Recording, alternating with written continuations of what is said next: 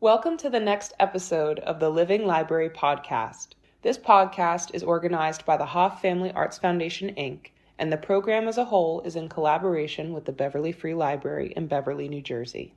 It is in this podcast that we strive to answer the question, who's recording history happening right now? The Hoff Family Arts Foundation hopes to do this by bringing in notable people from the community and notable workers from the community to sit down and talk about their experiences growing up in our little city. We would like to start off by saying that we will not be censoring our guests during these talks, so viewer discretion and listener discretion is heavily advised. If you'd like to be present for one of our live tapings, they happen on the fourth Thursday of every month at 6:30 at the Beverly Free Library. Please take a look at our social media, Hoff, H-A-A-F, Family Arts, on Facebook and Instagram to keep up to date on our latest projects. Please enjoy the show. This month, we are very happy to welcome two of our firefighters local to Beverly City. So without further ado, I'm going to allow you guys to introduce yourselves. By the way, these waters here are for you guys, if you feel like you need those. Yeah, of course, yeah. So, and the way this works is it's going to be kind of free form. We just kind of want to know about you guys, how you got started with your interest in doing firefighting and all that kind of stuff, how you got into it.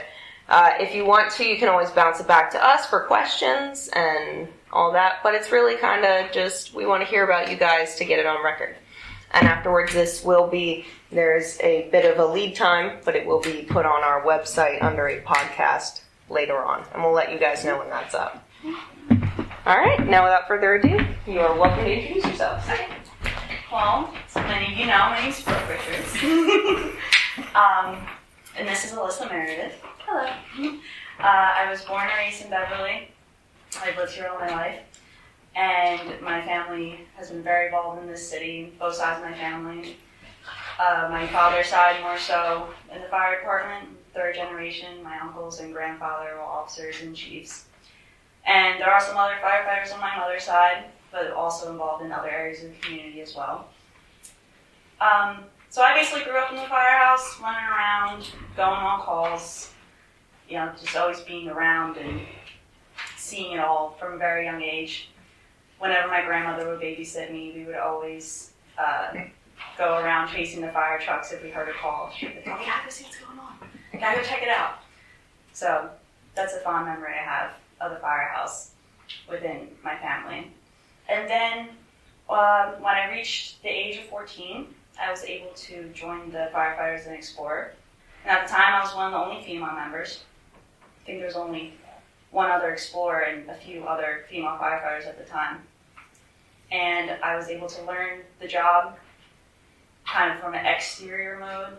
I couldn't go into a burning building or anything. But I was involved in the community events, training, almost everything with the firehouse. And it was from that age, I learned how to value my community and have the privilege and honor to serve. And I think it gave me a different perspective than a lot of people my age, and I'm very grateful for that. And it definitely has helped me later on in life, in school, and careers and stuff like that. So after I graduated high school, I was still technically a junior or explorer. And then I went on to North Jersey to go to college, and then COVID hit. And then during COVID is when I chose to go through the Fire Academy in Camden County. And it was a challenge to have school and the Fire Academy at the same time. I was coming home every other weekend, still kind of working at the fire. I was doing shifts and studying and training. That I got certified in Firefighter 1, and the next level, Firefighter 2. And I actually got my first house fire on my first day of being certified. So that was very lucky of me. And I still continued to come down throughout graduate school. I was, like I said, come down every other weekend, do shifts, community events, stuff like that. And then I got another job at a different fire department to, make some money during graduate school. And I still do that now. And I definitely feel my experience at the firehouse has helped me, like I said, in different fields. I was get an internship my junior year of college, or sophomore year, I forget. And I said, oh, I've been very involved in the community, like in my firehouse. And they're like, you're a firefighter? What? Like, oh yeah, that's so cool. Like, tell me more. And that's happened in almost all my interviews. And it happened with the internship at the state. They gave me different jobs having to do with emergency response, stuff like that. And then now for the job I'm about to start, they said, oh, you're a firefighter?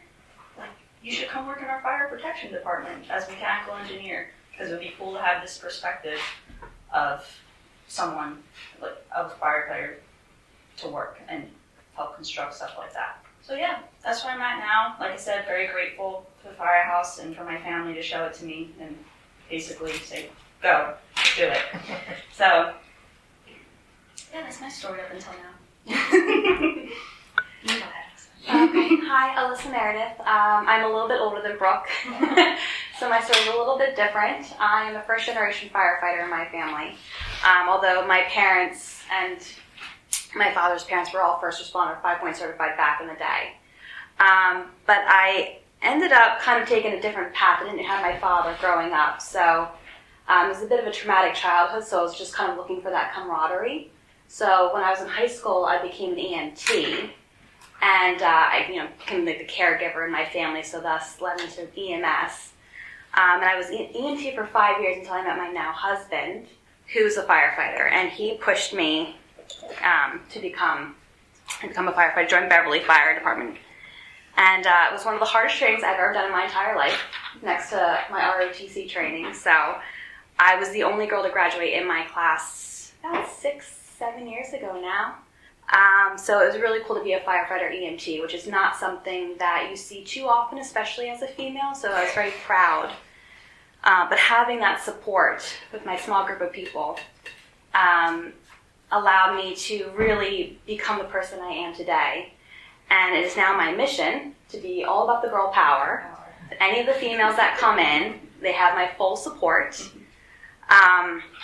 And that is this is my daughter, that's what I instill in them and my sons as well. So, so I've taken my fire certification and I've extended it. I've got my firefighter 2, I've got my fire inspector, fire investigator, and any other miscellaneous classes I was able to take before and during I was being pregnant, which has been amazing. Let's see, and then that has led me to get my master's degree in public health, which I was able to combine my love for emergency services, which is now my family, and my academic career. So I've now landed with the New Jersey State Police Department of Emergency Management, carrying both of those titles, and I'm now also the Municipal Edgewater Park OEM coordinator. So I'm able to take all of those lessons I've learned and instill them in everything that I do every day, and certainly put forth that into my children and anybody I meet. I am truly an ally to anybody that comes along. But my mission in life is to empower little boys and girls, mainly our little girls here, to do anything they want to do, right? Right? She's come with me on a couple of calls, as Chief Meredith was mentioning before. She was actually, what class did we do when we hang out of windows? Oh, the bailout. Bailout training. I was pregnant with Ava. That was fun, right? That's why she likes to be upside down now. She also helped me. She was 6 weeks old when we had to do the evacuations out of Civil Park West. She was strapped to my chest, helping people get to safety on that one. And then my son, we had a huge church fire back in the day. I was 6.5 months pregnant fighting fire with them.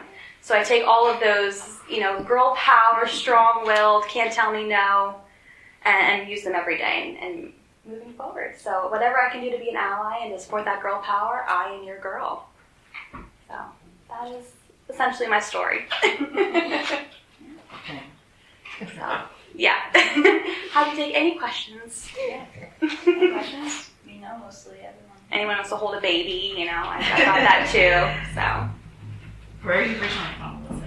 I am from the other side of the county. I moved around a lot, but I'm from the Lumberton, East Hampton area. I was in the Burlington Township for a little while, Mount Laurel for a little while. I ran EMS out there too, so kind of all encompassed. The riverfront is different and new, but it truly has become my home, and I love it here.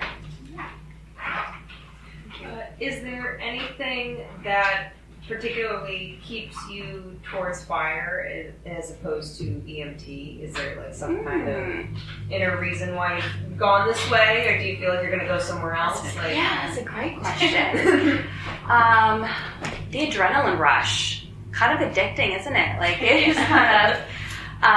EMS is always my thing. Like anybody knows that we went fire calls, like we get an EMS call, they're like, send Alyssa forward, and I'm like the first one to volunteer. Like I'm very comfortable doing that, you know, patient care.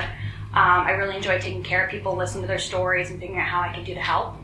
Fighting fire is a little bit of a different breed. The camaraderie you have with firefighting is like no other. And that's what keeps me going, keeps me coming back. This is my family. So whatever I can do to support my family and have their back, and I know they have mine, that's what motivates me to do that every single day. That's why I volunteer it. I don't even give you a paycheck. I do it for fun. This is my family. So it's a great question. Now I know everybody on that side of the room knows the answer to my question, but some of us on this side of the room I don't think do. What is the difference between a firefighter 1 and a firefighter 2? Well, so firefighter 1 is the basics, you know, what you have to be certified firefighter, you know, to put on the air pack, be able to go inside. So you learn all the basic skills. They're not really basic skills, but in the world of firefighting, it's the first level, yeah. And that's just the first step you have to take to basically do anything else. Firefighter 2, I would say more like leadership and more technical skills. You go into more specific scenarios.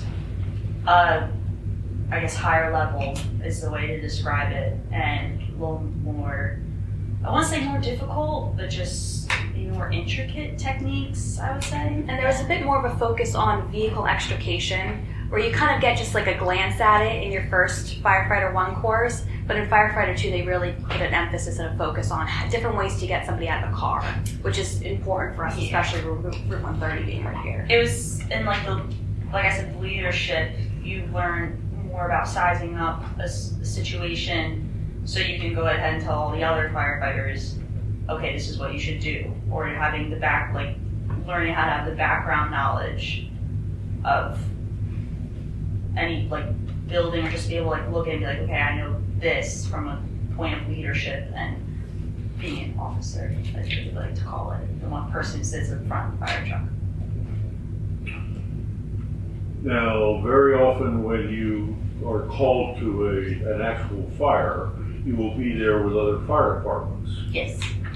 And when you have all the gear on and the helmet and all this kind of stuff, do you ever shock anybody from another fire department when they find out who you are? As being a female? Yeah. Oh yeah. That's the fun part. Yeah. When they see that ponytail come out, you whip that thing out, and you're like, yeah, that's right, and I did it better. What? Yeah. But also, let me help you put this ladder up. You know? Yeah, it's probably not their first thinking, in the fire. They're just saying this is another, someone who knows what they're doing and will help me do what has to be done. But then, when things settle down, like she said, you take it off and the hair comes out, and you're like, oh, look at all your hair, or something like that. Now, we're surrounded by Burlington Township, City, Willingboro, Delanco, and so on. Do any of these departments have females? We definitely have the most. I have seen a few others in Burlington Township, I guess. There are a few others, but Beverly Fire Department prides ourselves on how many active and non-active female firefighters we have. We have one of the most female firefighters, I think, in Burlington County, if I'm not mistaken. Yeah. The chief can attest to that. And that, I think, because of our strength and our girl power, we really push forth. That I think that's why we attract so many females. Yeah. It's very exciting. Well, you certainly are models that other girls are going to look up to. So. I hope so. Yeah. That's Well, the plan. I heard a rumor that you recently graduated from college. You made a reference to that, and you have a job, and I think I missed that. What? Yes, I graduated from Cynthia Hall a few years ago and got my bachelor's in physics. And then I just completed my master's in December in mechanical engineering. And my internship with the state, that was more so physics, a little physics internship. And then my job I'm going to start next week is engineering firm in New York City called JB&B, and I'll be a mechanical engineer in their plumbing/fire protection department. So I'm very excited for that. In New York City? Yes. Wow. Yeah. Very nice. In Manhattan, right near the World Trade Center, a few streets away from Wall Street. Very good. Brooke, I had another question, if you don't mind. So you've grown up around the fire department and emergency services pretty much your whole life. So what do you think, in your opinion, growing up in that kind of environment, how do you think that's affected you? You know, how do you feel like there's anything that you really can attribute to that kind of background? That's a good question. And I think about that a lot. And I definitely, like I mentioned before, the different perspective on things. And that can be taken as, you know, situational awareness in a way, especially if at a young age, like I was exposed to all this stuff, like actually participating in high school. So I think I had a different mindset on a lot of different things than a lot of other girls in my class in high school, and I was thinking about a bunch of different things. You know what I'm trying to describe? Like you go somewhere, and it's a weird thing of, oh, okay, where's, some people might think it's like, where are all the exits in case something happens, or if something happens to someone, what am I going to do to help, and stuff like that. And I feel like not a lot of people my age would ever even think of that. We're a different set of glasses Yes. on life. Yes. And also just outlook and attitude on life, I would say. A lot of people, I feel like my age, even now and in high school, just not like saying anything bad about anyone, but just have a different perspective. Like I always thought, you know, I see all this stuff that happens to people.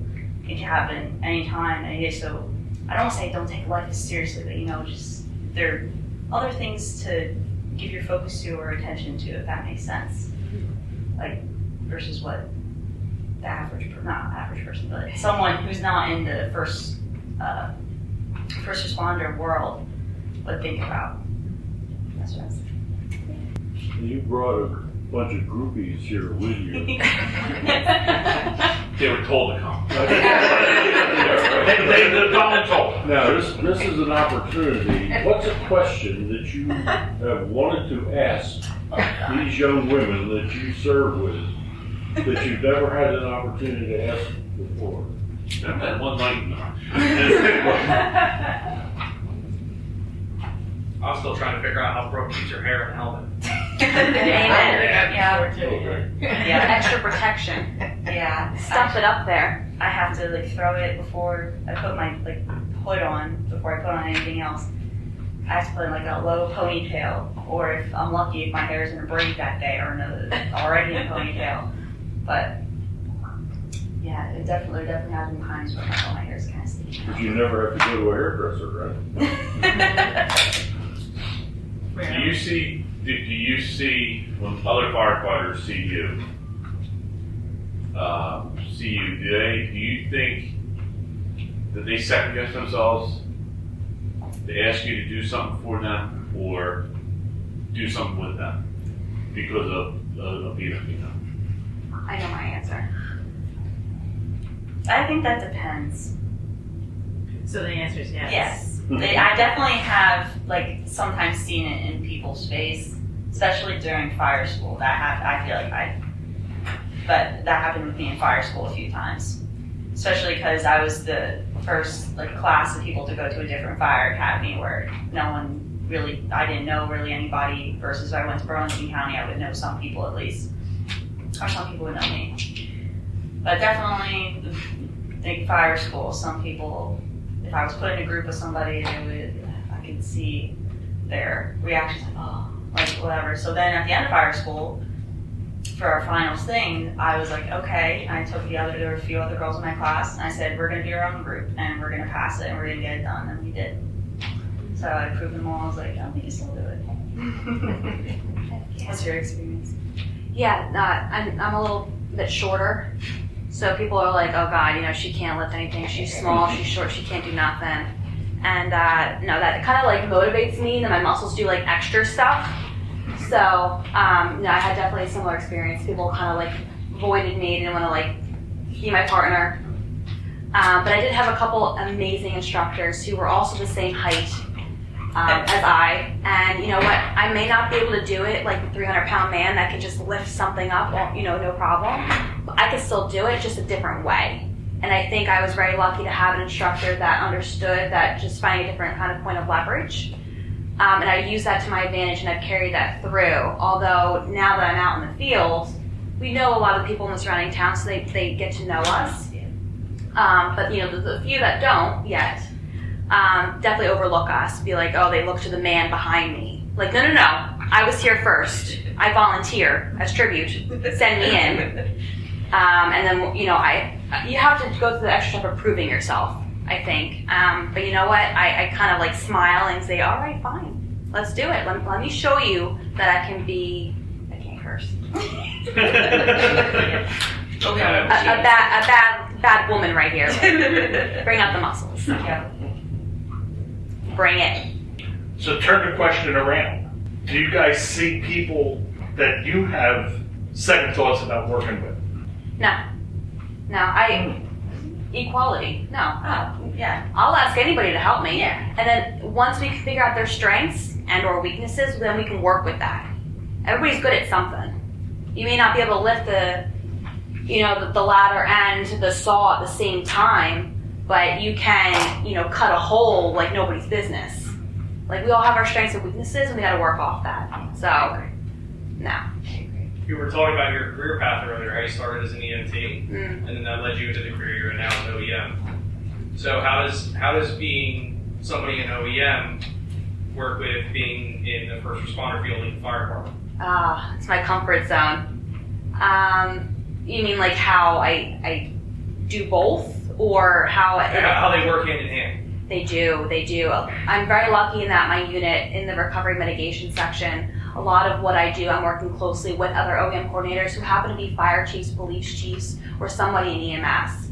So having that background knowledge and speaking the same language when it comes to just the work at hand makes my life so much easier, and I feel like that makes them a lot more comfortable too. So I'm able to combine my relationships in the same speaking the same language with the same group of people. If that makes sense. So it's loving it. I'm lucky to have found a passion. I can do it every day. Thank you for asking. What advice would you give other fire departments looking to extend their female demographic? I love that. That's a good question. Wow. We look at faces here. We should ask a question. Yeah. Well, how do we do it? I think promoting that girl power.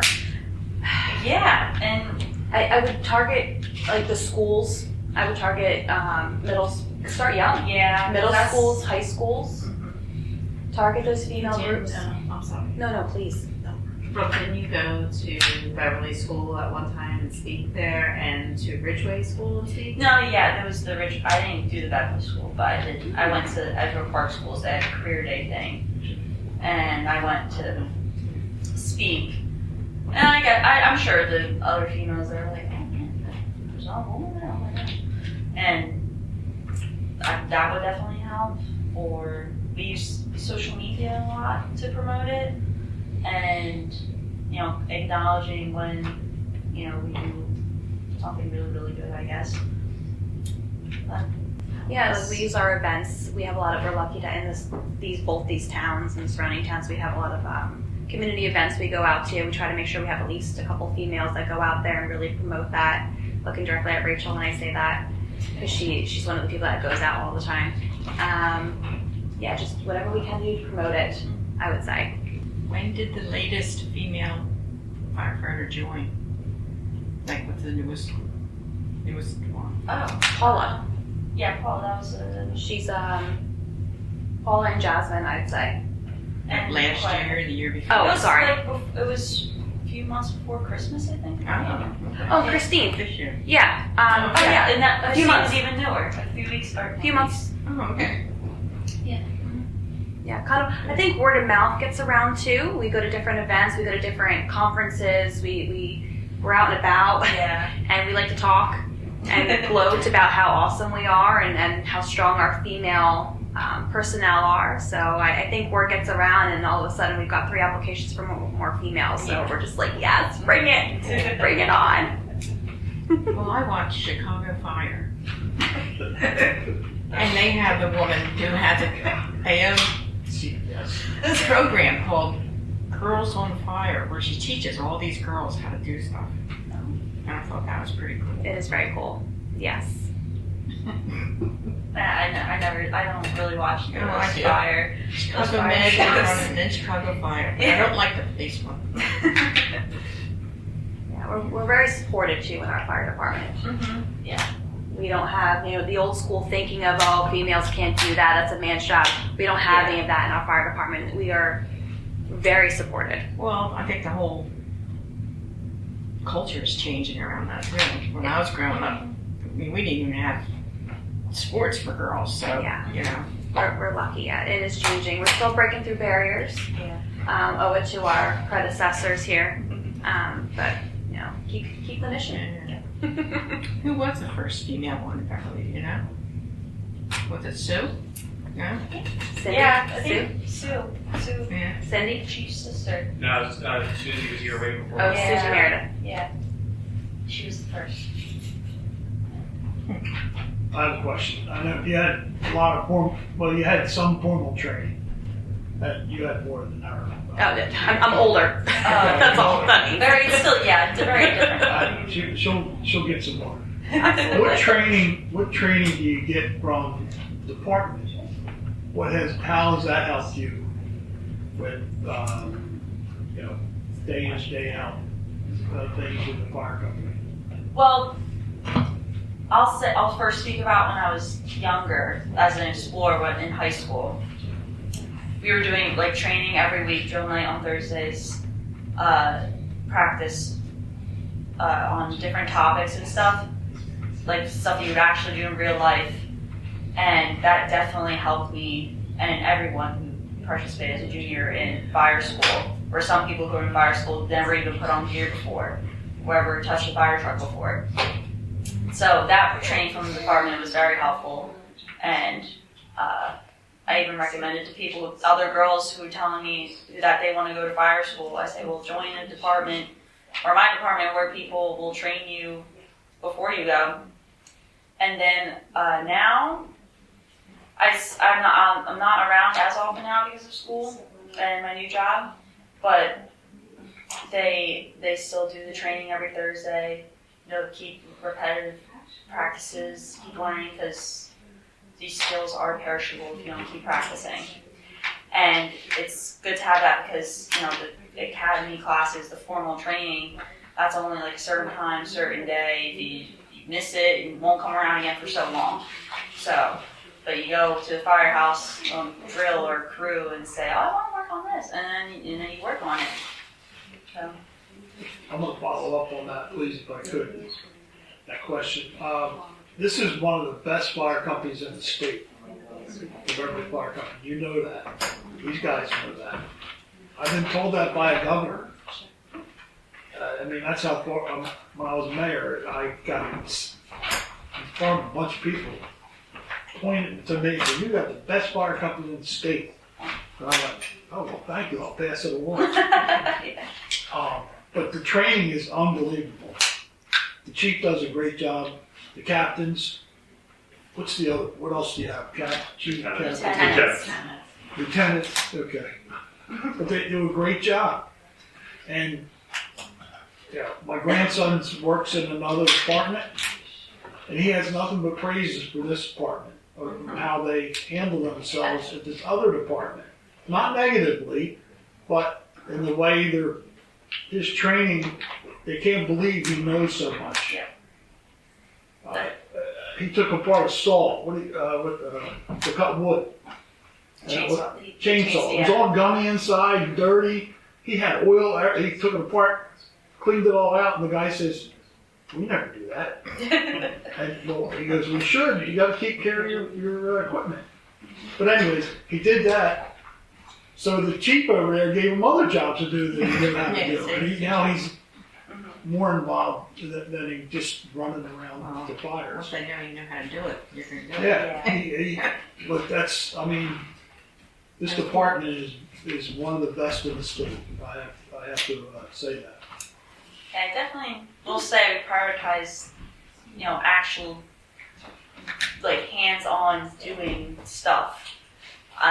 I feel like I've heard just from my observations and things I hear, I feel like some other departments around, they don't let maybe some people get as, involved with training, just saying what you would do, or, or talking about it. But no, we get everyone involved from the very end. Like I said, since I was 14, no, you're actually going to do this, and we're going to teach you how to do it right. And that's, like I said, something that I feel like some other places around here aren't too keen on doing. That's it. Yeah, I think our leadership is one of a kind. So our chief and our captains and our lieutenants, they perpetuate the positive environment for learning. They perpetuate and encourage you to ask questions and learn and train and continue to do with our hands, like Brooke was saying. And I think that then trickles down to the senior fire guys and girls. And then that trickles down. And so next thing I know, we've got a junior showing a new member who's coming in the whole truck. And I think it all starts with the leadership. And that's what's such a positive environment in our firehouse. We're very lucky. We don't have the drama and everything like that. So, and I think it all starts from the top, honestly. And we're volunteer. So we go when we can, and we're not paid to do it. So to be one of the best in the state as a volunteer company, I think speaks volumes, because we don't have to be there. It's not a job for us. We want to be there. So that is a huge compliment. Now, if you couldn't be at the best company in the state, where would you throw your hat? What do you have a company that you feel like you work well with, or one that you've always wanted to go to? Not to shout out another place, but did you guys work with other places often? Well, like I mentioned before, I do part-time. I work in Lambertville Fire Department, and it's definitely different than here. I'm not gonna go for too much detail, but other than that, because it's different in different ways. They have different type of city layout, different equipment, all that. So it's good to learn all that and even bring some skills back here. But I never was like, oh, I want to go work somewhere else or go do different departments or stuff like that. I've honestly never thought about it. Yeah, and I've actually been a member of another fire department, and nothing compares to Beverly's. Again, the leadership is what gives us the strength, and then our members just keep it going. So good question. Happy to be here. How do you recommend younger people getting involved with a local fire department who don't have family already involved? That's why we really do a lot of outreach with those community events. We try to make sure we're invited. We make ourselves invited to all of our community events. Put a table up there. Make sure we're reaching all the kids running around. This is what we do. This is what you could do. If you're interested, come out, come join us, come see what we do. Again, we do the school visits, from what I understand, and that's a really great opportunity for us to connect with the younger members of our community. And then, I believe we have these open houses too. So, people can come in, check out the trucks, come talk to us, see what we do, learn about all the different aspects of firefighting. We also have we have fire police, we have, we work closely with our EMS. Like, if you want to get involved with us, just come out and hang out with us. No strings attached. Just come talk to us. That's what I would say too. Like, don't make it. Oh, you have to do this, that, and this, and you're gonna stay here. Blah, blah, blah. Just make like Alyssa said, like no strings attached. Just come check it out, because it may not be for someone who wants to come check it out, or they'll end up really liking it. And yeah, that's what I would say. I remember firemen coming to school when I was teaching at Fire Safety Week, I think, and they came to the little kids. Did you ever go to the middle school areas like that too, for like a Fire Safety Week or something? No, I never did that. I remember that happening when I was younger though. And the little kids liked it, but I was wondering if the middle school would get some ideas of joining if you went there. I'm pretty sure we do go out to our middle schools in Edgewater Park and Beverly. Yeah, well, it's all right? Yeah, it's all the same. But I just did the career day at the middle school, and that I guess appealed more to the middle schoolers than having to show when you go to the little kids having. That's just like I guess showing them also like what a firefighter looks like. No, not be scared something can happen. That too. Probably a career day thing would be better for them. Brooke, you talked about your perspective being changed, being around the fire service and in the fire service, coming in from a young age. So how do you think that perspective has kind of helped you with like shaping what kind of career you want to go into, or your thought process or kind of resolve behind that? Well, I'll start off with that. That's a good question. Definitely, my perspective was choosing a career that leaves room for me to be able to continue to do this. Like Alyssa said, we're volunteers. And I think doing this in a small town like Beverly has shown me that I don't want to go like get the big glory, like big city, like going to New York City or some other big place, be a big paid firefighter. I think it showed me that no matter what I choose to do, it's important to still serve my community, be involved, and still keep having that perspective and that experience. And then the other part of that question that I guess I could talk about, or other answer, I wanted to choose a career where I would still be making a difference. And hopefully I will be doing that at my new job.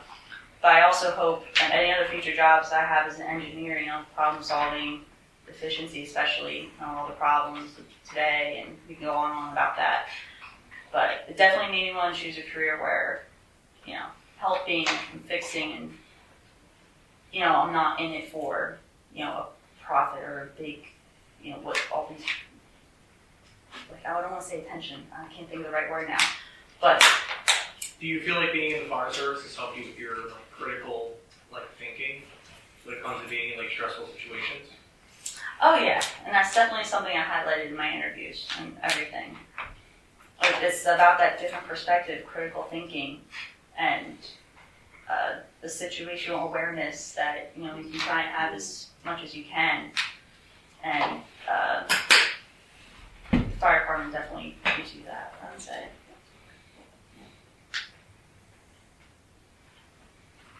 You go to various community events and schools and so on.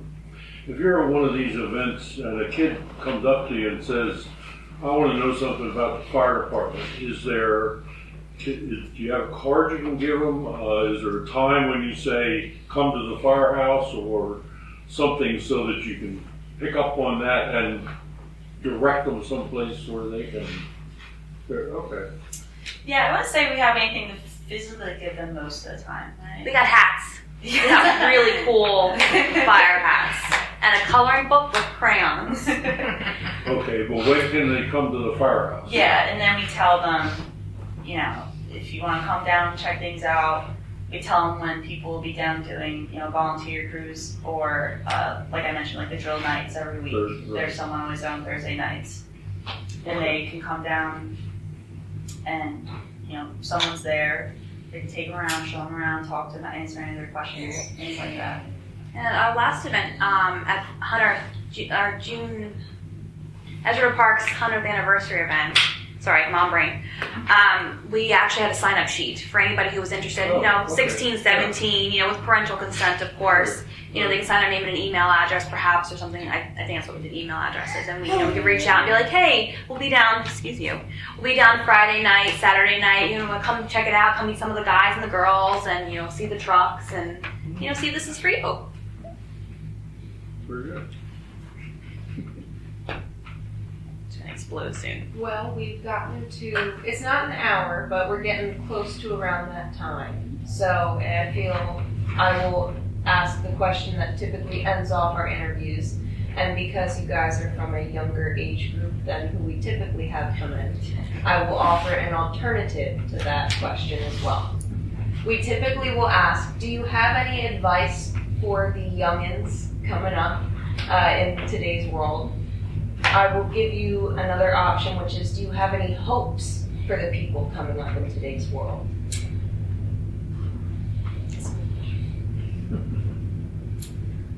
I would say advice, which I'm sure like Alyssa would have the same perspective of, just especially talking to another younger woman who's interested in, you know, the emergency response, things like that, is just don't be intimidated. I told other girls this before who expressed interest to me that they want to do something like this. I said, just, yeah, it might seem scary because you're a girl, or, you know, because it's all new, but you should find, you know, like Alyssa mentioned, the good leadership and good people that will show you around and answer all your questions and show you that, you know, you can do it, because you can. So yeah, surround yourself with that kind of leadership. And hopes, I guess I could say just hopes that, you know, people still will value, you know, volunteering for your community, stuff like that. I feel like that will be, or it is something that not a lot of people think about anymore, and people realize that it is important, and like I said, mentioned before, like an honor to do. That's my hope. That's a good one. This is a very passionate, almost emotional question for me. Do not let anybody tell you you can't do something. You can. I don't care if you're a man, woman, however you identify, you can do whatever it is that you want to do. And if you need support, you come find me, and I'm going to give you a hug, and I'm going to help you get to wherever you want to go, and as is the entire fire department. You know, keep that power within you. Don't let anybody tell you can't do something. That's like one of my huge things. And then my hope for the future is, be humble, be kind, remember who you are, remember where you come from. And if you want to come serve with our community, you know, we'd be happy to have you. We want to perpetuate that girl power, or anybody's power within them to move forward and get what they want, because this world and our lives are so short, and you want to live it to the fullest. So you just stay humble, stay kind, and stay powerful. Thank you guys so much for coming and talking with